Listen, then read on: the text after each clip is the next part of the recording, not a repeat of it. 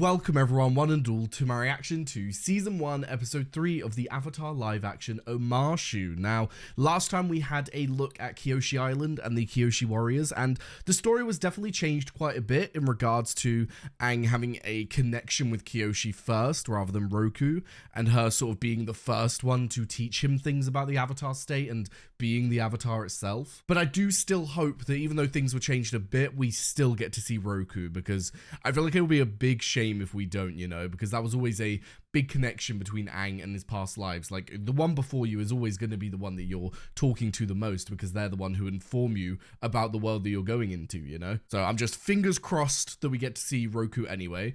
But getting into this episode, obviously Omashu, I do remember seeing it in the trailer for the show, and it looked really good. So I'm very excited to get into it and just see how everything plays out, you know? So yes, with that said, let's jump back in to the world of Avatar. I just realized they've kind of changed the layout of the Fire Nation, haven't they? Or at least the capital, I mean. Because originally it was like there was an area by the water, and then in the like opening of the volcano was where the city was. For the first time in a century, we have hope. Because of the Avatar, have they heard word? I want you to meet someone willing to risk everything for our cause. Is that not the actress for Azula? My mother and my brother. Oh, you sneaky bitch. She's willing to help us at great personal risk if she can summon the courage. This is, oh my god, sorry, I have to pause to talk about this because this is horrible. Like, for us to know that the bloody princess of the Fire Nation is infiltrating this rebel group who do seem to be gaining numbers. I don't know if any of them are benders though, because even though non-benders are capable of a lot, I mean, we've seen what we are all capable of when it comes to wars and everything, but I don't know. I feel like when you're going against benders and you've got this group of non-benders, it's not a good idea, but I suppose we don't know where they align.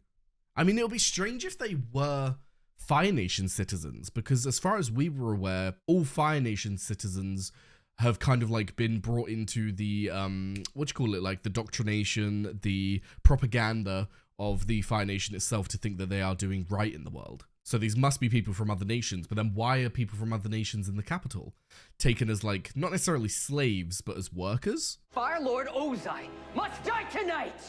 Oh my god. Jesus Christ. They're actually going for the Fire Lord. Oh god. You're all about to die.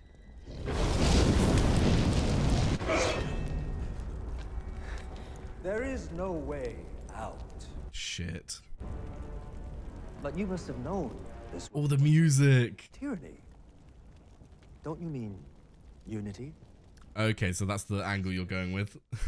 Are we not the greatest nation in the world? Our rule to ensure an era of peace. Broski, I have to say it now, and I will forever hold this opinion, that you cannot bring around an era of peace if the way to get that peace is by wiping out nations, is by committing genocide, is by killing so many innocent people, because then what the fuck was the point of the peace in the first place? It is built on a bed of lies. My compliments on making it this far.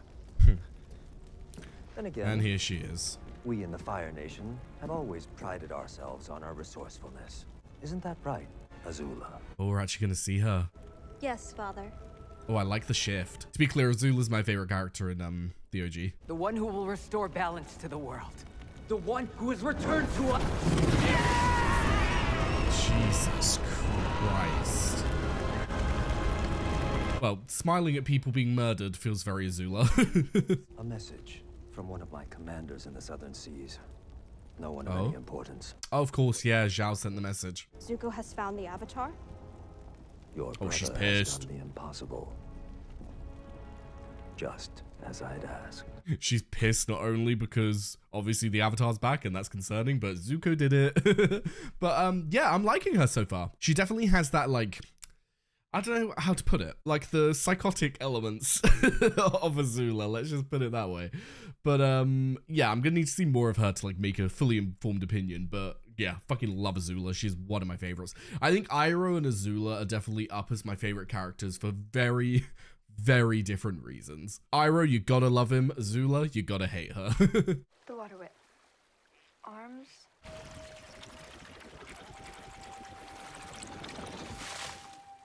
I mean, it did something. The monks always told us to find a place where emotion meets spirit. A place deeper than thought. Tap into your feelings and gather energy from them. Oh god, she's tapping into those feelings. Careful, darling, because that might be too much. Wow.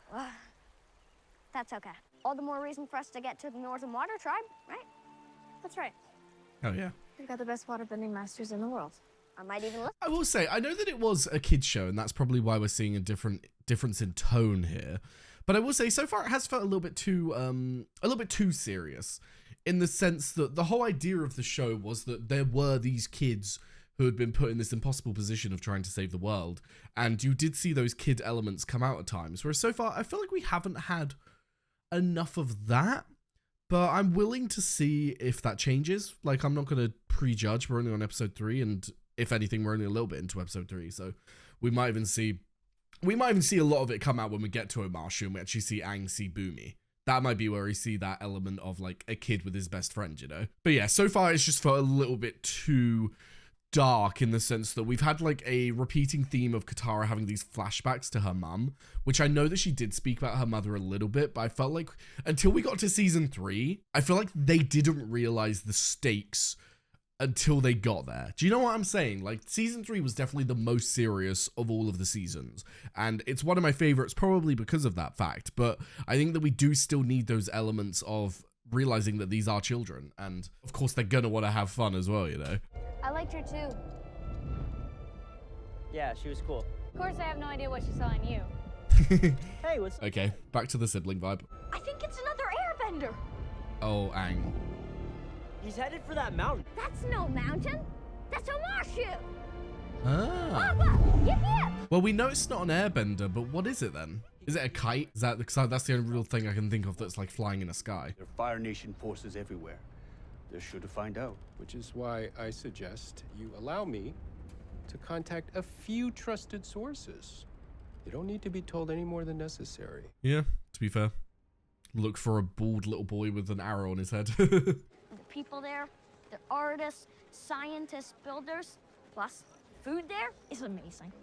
Hell yeah. Whoa. Oh, sorry, I need to pause and actually have a good look at this. I love the delivery system where you can just see it all winding through. They don't take kindly to outsiders in Omashu. What makes you think we're outsiders? Aang, look at your outfits. No reason. You're quite literally all from different kingdoms, different nations. Sorry. It's out of the turnip sack. I mean, don't apologize. You're literally Sure you helping can them make out that of look the good too. goodness of your own heart, mate. Airbenders haven't been able to take it yet. That's why they're so careful here. So how do you know we're not a threat? Just the feeling. Oh. Oh, wow. Can you please stop flirting though, mate? We're talking about war. Good luck finding your friend. And be careful. Omashu can be a dangerous place. Look! I hate that they're not letting us have a good look at it because I'm so interested as to what it actually is. It can't be a kite because it's been flying around. Hey! Watch out for my... Is he gonna say it? Nah! You bastards. Oh. Of course I'm not. Jesus Christ! Was that the workshop then? Okay, sorry, I sorry to pause right here because I know we just had a huge fucking explosion, but okay, they're definitely changing those things around then. That makes me a little bit disappointed, only because I feel like that was a good character point for Aang, having that moment of going to the temple and seeing what they had done to it, but I'm not going to get too down on it, but that does disappoint me a little bit that we're not going to be getting a look at the what one was it? Was it the Eastern Air Temple? It was the East or the West? I think the Western one is the one that's upside down, isn't it? So I think it would have been the Eastern one that they would have gone to. But yeah, I enjoyed that episode to see that side of Aang who has realized that someone has like tarnished an air temple and all of that. But it is what it is. In terms of what that means for the story going forward here, I assume given that explosion that maybe this is where the inventor is actually inventing, and this was an accidental explosion with him experimenting with the like gaseous elements of the hot air balloons. What were you doing out there? I just landed. How was I supposed to know there'd be another bombing? Another I bombing. mean, that wasn't an accident? Nothing the Fire Nation does is an accident. Oh, so it was actually like a terrorist attack, basically. It's not safe anywhere these days. Omashu could be a dangerous place. Oh my god, maybe he was working with the Fire Nation. You could drop bombs on them, rain down destruction. Oh, you know what? I just realized, actually, we know that the inventor is meant to be someone who's working with the Fire Nation. Could he be the one who planted the bomb, not knowing that his son would be there, and that's why he was so, like, stressed and so upset about him being there in the first place? Well, we have our own part to play in the war. Writing? Yes, which is why we have to go. Oh, right. Of course. Just promise me. You'll really stick it to the Firebenders. Oh, he will, don't worry. What about getting to the north? Didn't Kiyoshi tell you had to get there to prevent a tragedy? Yes, and I'm gonna do that. But I have to do this too. Hell yeah. I'm going to I like that. I have to do it one person at a time. Exactly. That's why I'm staying in Omashu. I want to help. And I think I can, because I'm the Avatar. Now tell me about these bombings. He was like, what do you mean? He's done nothing.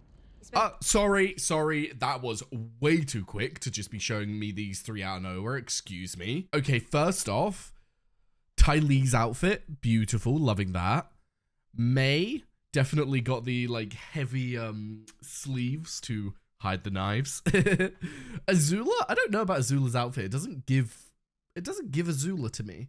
I think it's too bright. I feel like I'm used to seeing Azula in like darker, like a dark black and red, you know? But also we're seeing her with a bow and arrow here, which is interesting. I feel like we never really got that with Azula. She only ever used her firebending. It was like her main way of power and she didn't need anything else, you know?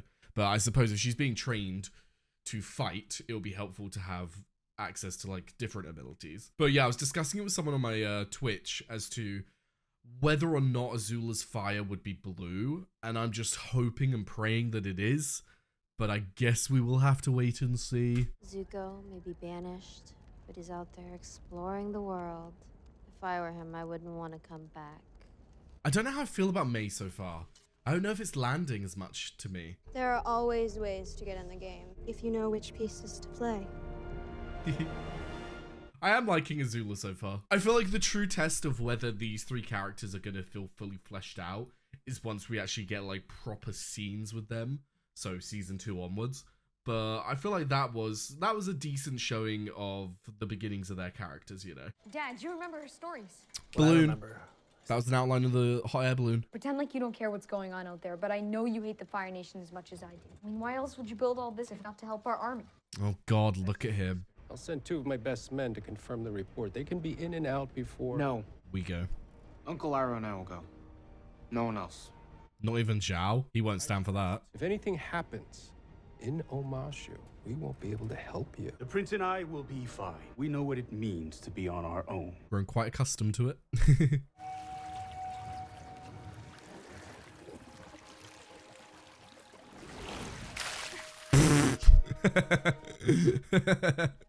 I mean, there's a little bit of a water whip, but unfortunately you whipped yourself.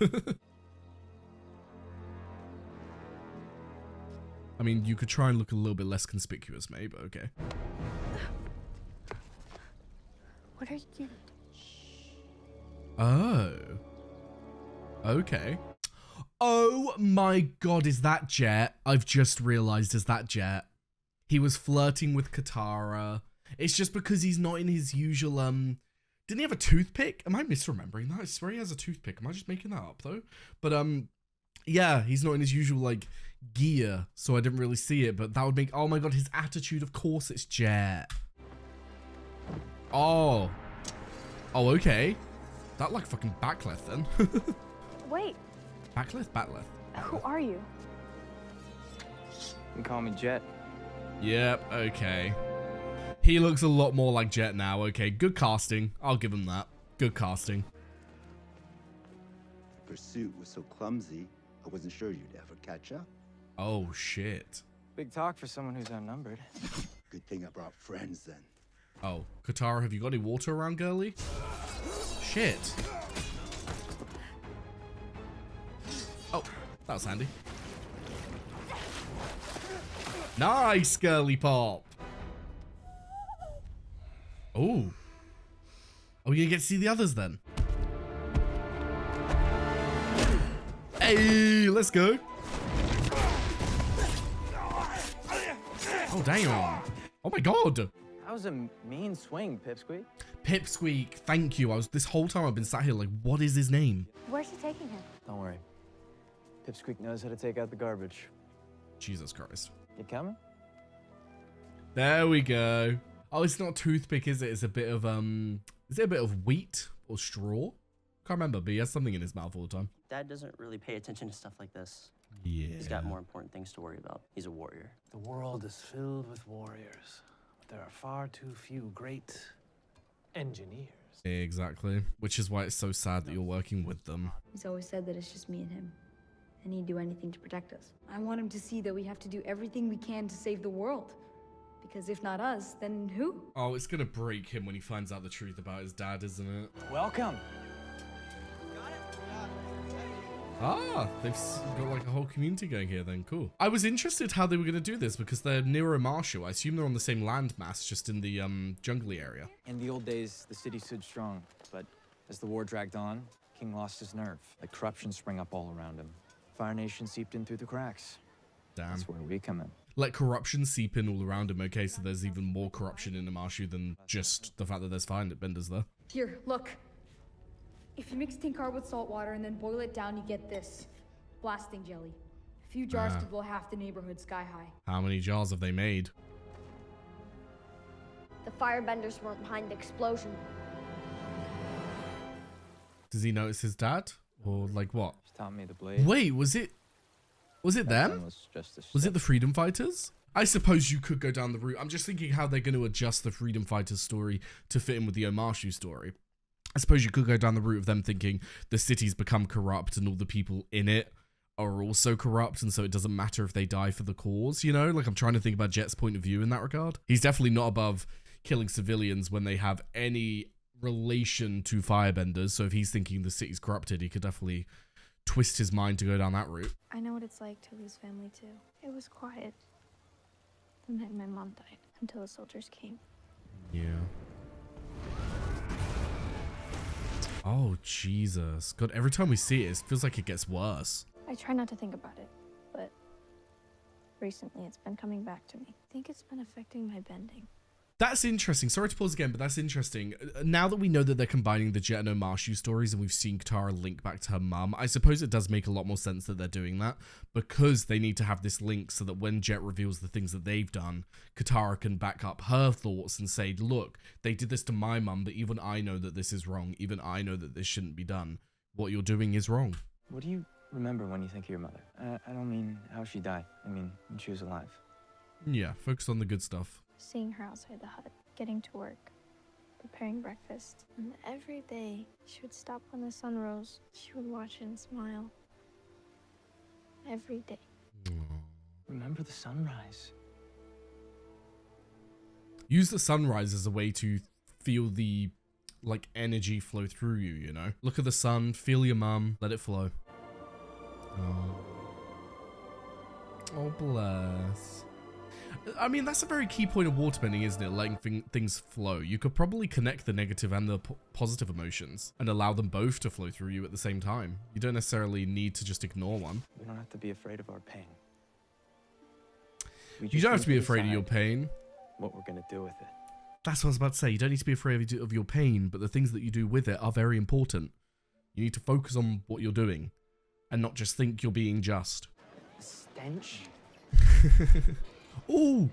What happened there? White Lotus. Hi, show. I'm told that Fire Nation agents in the city have taken to sowing terror to weaken the Earthbenders' resistance. That's not right. Warriors don't hide their faces in a fight. Father would never approve of this underhanded tactic. Oh, Zuko, you have a lot to learn about your nation and the war. Slowly seeing Zuko learn more about his nation. You know the officer on Prince Zuko's crew, the one who slipped you the information about the Avatar? Lieutenant Chi. I'd like to speak to him. I assume that's Mr. Sideburns. Teo and I found where the bombers have been getting their explosives. They're making blasting jelly in a cave up on the mountain. So it wasn't the firebenders behind the explosion?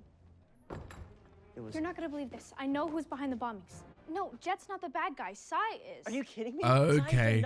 I was going to say, what's Katara's angle going to be here, but then I forgot that she saw Sai talking to the Earth, the firebender informant. Okay. God, what are we going to do here? Obviously, Katara's going to want to believe Jet. She's not going to want to believe that this person that just helped her so much and someone who is a freedom fighter, someone who has lost so much, is going to be capable of such things, but we know that that's not the case. I think this will be a very teaching moment for Katara to realize that even people who have good intentions, even people who may have potentially been good people before, this war has changed them, and people will use their pain in any means necessary to get their revenge. Also, sorry if the lighting's a bit different. I just had a moment where I've got like makeshift blinds up at the moment, and they've fallen down a little bit, but hopefully it hasn't affected things too much.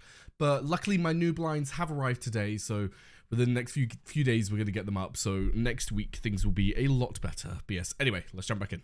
You're wrong. This is just like you, Katara. Willing to believe anything as long as it helps you. This is just like you. Never believing anything I say. I'm so sick of you treating me like I'm a little girl. Then grow up. Oh shit. That's fucked up, Sokka. Where are you going? To prove you're a jerk. Oh, yeah? God. Well, I don't need proof of that. Wait a minute. But yeah, to break that down quickly, that was definite like sibling vibes of obviously a tension that's been between them a lot. It's hard because I have the knowledge of the cartoon, so it's hard to look at this objectively based on who I would side with the information that we have. But I think they've both got a good point. I mean, they've both got as much information to convict someone as they have to say that they might not actually be guilty after all, you know? We just don't have enough information here. With the information that we have, it's safe to say that both parties are wrong. It's safe to say that Jet is not as for freedom as he seems, or more so, he will do anything to get that freedom. And then obviously the inventor, we know that he has a good heart in the sense that he's just wanting to do good by his family, but he's gone about it in the most terrible ways. So if anything, neither of you are right, but then you're both right at the same time. Oh. Would you like to try one of Not right now. Why are they like blue balling us with the cabbages? Give me my cabbage, man.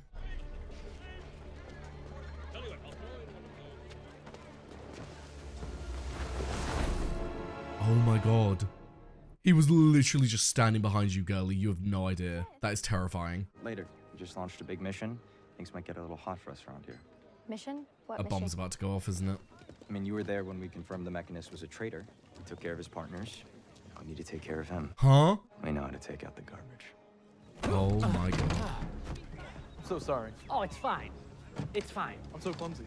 Are you hurt? No. No harm done. Okay. No harm done. Is there a bomb in there? For fuck's sake. He's got an audience with the king. This is our chance to burn out this city's diseased heart. Oh my Sokka was god. right. You're just going to you're going to make the city go into chaos to the point where it's going to be easy pickings for the Fire Nation. You are stupid. This is not going to go down well, mate. The warehouse we destroyed, that was a meeting spot for spies. And by flushing them out, we got those 3 yesterday. Damn. Now the Mechanist will help us root out even more evil. But did you not see all the civilians that were hurt? That's the price of freedom. Wow. I'm not surprised because we already know his character, but Jesus Christ. It's at the highest point of the city. Oh, for fuck's sake. Oh, for fuck's sake. This guy? Again? Go. Get to the palace and stop Sai. Zuko, you're pissing me off now. Can you back off? Keep your firebending in check, or you'll have the Earth Kingdom army to deal with. I was going to say, you're in their territory right now, mate. You've got to be careful. I was going to say, that's definitely the easiest way up. I have an idea. Come on. Excuse me, sir. We would like to mail ourselves to the top.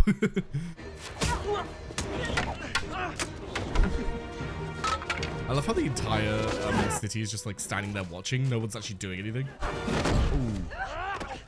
Oh, let's go. How dare you hit that child? I love that. Girlie came out fucking guns blazing. Ready? 1, 2, 3. Oh, shit. Oh my god, the way that they just did that, like, without a second thought. I'd have been terrified. Why is this so important to you? You're an enemy of the Fire Nation. That's why you've been hunting me for 3 years? No, he needs to get his honor back. You have my notebook. Oh, his notebook is like a diary? My cabin! Yes! Oh shit, that's Boomy. Nah, we can't just skip past that. I need to actually pause and have a look. Oh my god, I love the way that he's sitting on a chair, but the chair is resting on a ball of earth. Is that like their version of a wheelchair? Because he's got a guy behind him holding the chair, as in he's just wheeled it out. That would be sick if that's the case, but we know that he doesn't actually need that. Are you gonna whip him out of the tree? Oh, she's gonna water the arrow. Nice. Ah. Let's go, girly. Find the Firebender and close the gate! For the Fire Nation! Oh shit! Iroh's gonna let himself get captured? I do like, as a character point though, that he didn't even fire at anyone. He did it in the air because he doesn't actually want to hurt anyone, bless him. Oh shit. Oh nice. Uh-oh.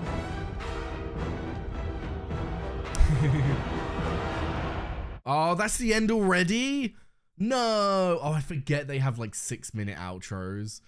Oh, that's so annoying, but I actually really enjoyed that episode. It had a lot different from the OG though, I will say that, but we can discuss that in a minute. So yes, there we have season 1, episode 3 of Avatar: The Last Airbender live action. Now, we did have a lot of things change, but one thing that I am a little bit not concerned about really, but a little bit like, how they're going to do it is the fact that they've decided to do a 2-parter this early. With considering we only have 8 episodes per season, and I don't know for sure. You know what? I'm going to like not spoil myself, but I'm just going to look up as to whether the finale is a 2-parter. Because that will decide a lot of things in my head. Yeah, okay. So the finale, so 7 and 8 are both part of the going to the North Pole, which makes sense because there was a North Pole story before we even got to like the actual Fire Nation getting there. So that I was expecting there to be a 2-parter. But if that's the case, then I feel like it's a bit of not necessarily wasted time, but I feel like we're going to be having to cut so much if we're doing a 2-parter in Omashu, because then that means that overall we would have only had 4 separate episodes, and that also means that we've only got 2 more episodes before we get to the North Pole, which feels insane. Now, obviously this episode we've definitely covered quite a few things. We've covered the fact that Iroh has been captured, which is very different than what we were going for in the cartoon. I expect we'll see Zuko perhaps helping Iroh out and getting him out of the Earth Kingdom prison next episode, because he's going to have something to do next episode while we're meeting Boomy and everything.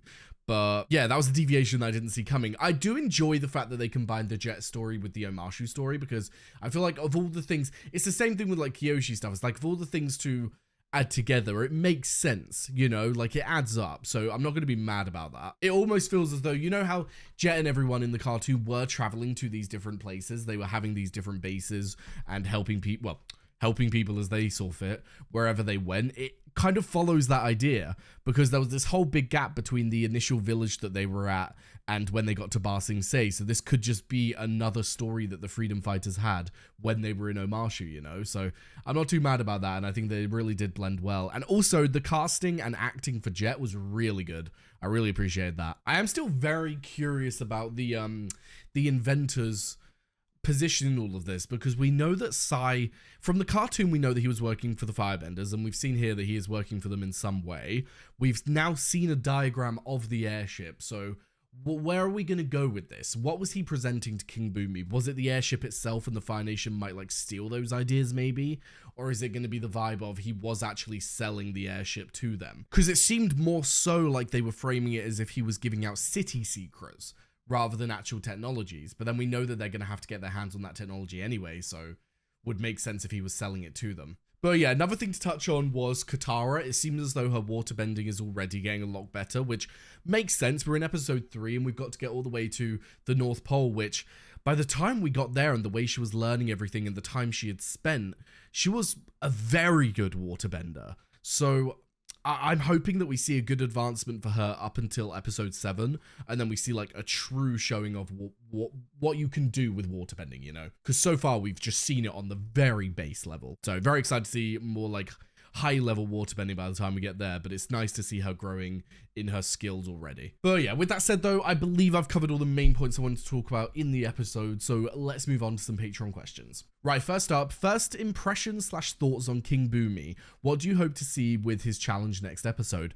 Oh, good question. First thoughts on King Boomy, he definitely looks the role. He definitely looks like an elderly man who appears to not be able to walk around. Like, he looks very weak, very old king sinking into his chair, probably should have a new change up in leadership, but then we know that is all just an act, basically, and we do see the true King Boomy in the next episode, so very excited for that. In terms of the challenges and all that, I don't know. With how they've changed a few things up, I feel like they're going to change the challenges up fully, so it'll be interesting to see the route that they go down in terms of what they do to try and make Aang prove himself, basically. And it's going to be interesting to see if they're going to include, what is his name? Is it Flopsy? Flopsy? I swear it's Flopsy. Yeah, it is. Okay, I hope that they include Flopsy, but I'd understand if they don't, just from like a money perspective, if it's going to be like one short scene, but fingers crossed, please. We love a good animal companion. But yeah, I don't have too many thoughts on King Boomy, only because we didn't even get to see him talk. We hardly even saw him, but I am excited for next episode and just to see how they handle things, given that they're changing things already. Interested to see if they do a new story with all of that, you know. But yes, moving on from there, our next and final question. What do you think about the parallels between the Jet and Sai stories this episode? I really enjoyed it. I think, oh my god, the sun just came out. Jesus Christ, sorry about that. I think that was a great way to show how war changes people, but in a similar way, but going down different routes, if you get what I mean.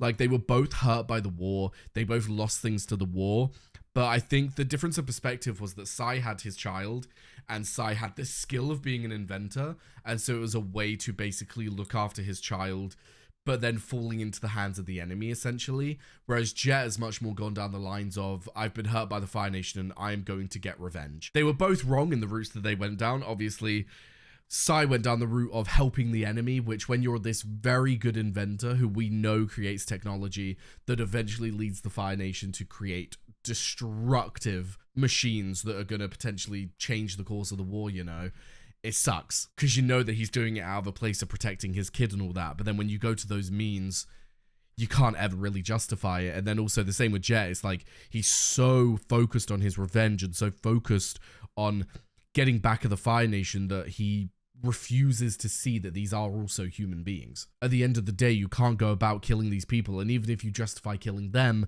you're now justifying killing civilians around them and thinking that it's okay. So I think it was great to see the parallels of how war can change people in different ways and how loss and grief can change you as well. Especially when you have the different responsibilities of being a parent and someone who was the kid who was left without a parent, you know? I suppose both ways you would definitely get lost in your ideals. But yes, anyway, with that said though, like I said, great episode. Loved most of it. One thing that I got a little bit disappointed about was the fact that it seems as though we're going to be skipping more storylines in season 1 that I was hoping for, only because we know that this is going to be a two-parter, but who knows though? Maybe they're going to be able to find a way to combine more stories in the next couple of episodes. They've already been able to like incorporate the Jet and the Omashu stuff together, which I wouldn't have even thought about putting together, and they did it in a very good way, so I'm still trying to be positive about the season, you know? So far, it hasn't done anything that I would be overly disappointed in. There are just things that I hope that we don't leave out, mainly the Roku stuff. That's just the stuff that I'm focused on myself. But yes, anyway, with that said though, I'm done rambling. Thank you very much for watching. I've left a link down below to my Patreon, where you'll find the early and cut reactions to Avatar: The Last Airbender and all the other shows that I do. Also left a link to my Twitch, my Discord, and my socials, so be sure to follow them if you are interested. And Jess, thank you very much for watching, and I hope to see you next time. Bye-bye.